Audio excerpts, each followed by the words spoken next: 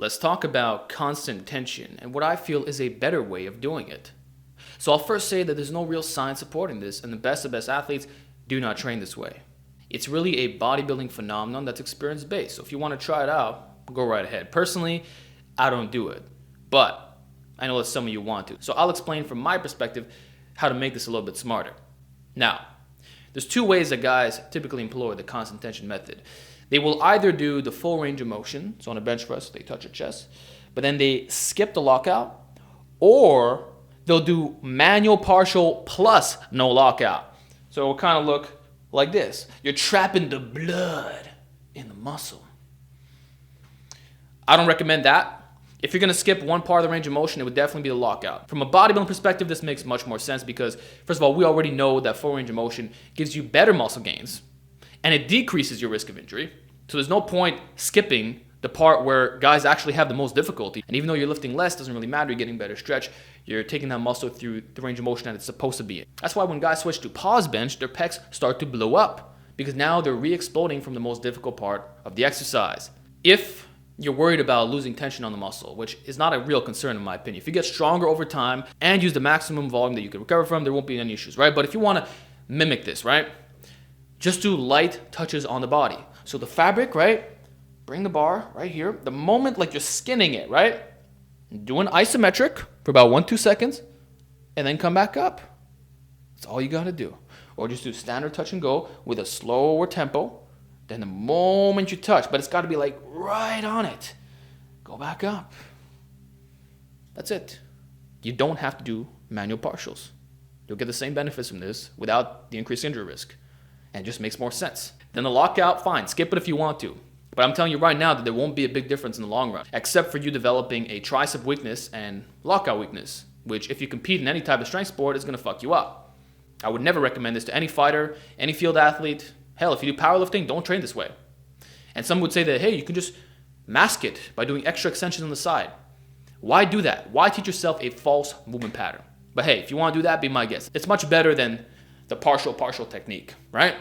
And for things like push-ups, it does make a little bit more sense.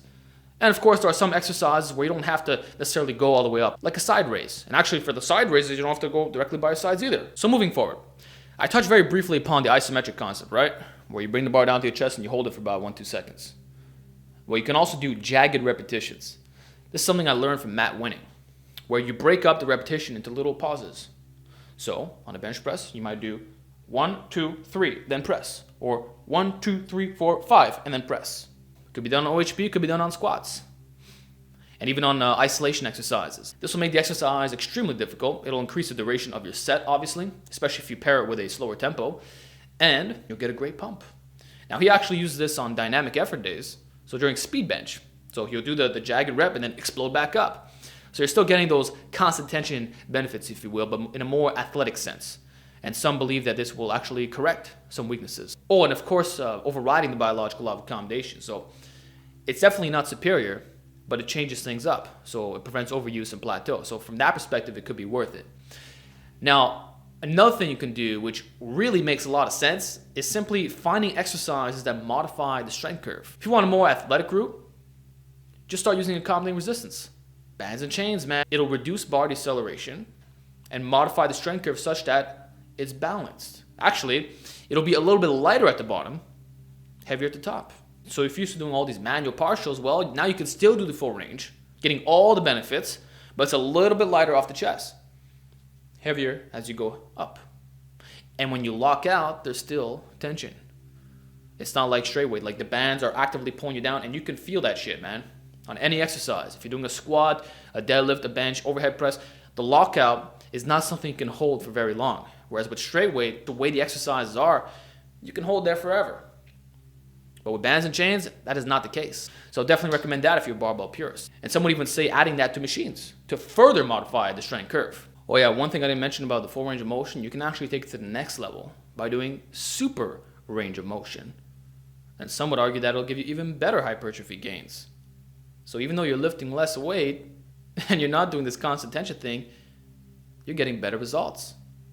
So don't think of it in terms of absolute weight, nor about the tension aspect. Think of it of what are the joint angles that I'm putting my body through, and am I getting stronger over time? and doesn't make sense from an injury prevention standpoint, even athletic, if that's what you desire. Then obviously there's your cables, which do a similar thing, and those are great for bodybuilding and strength training alike.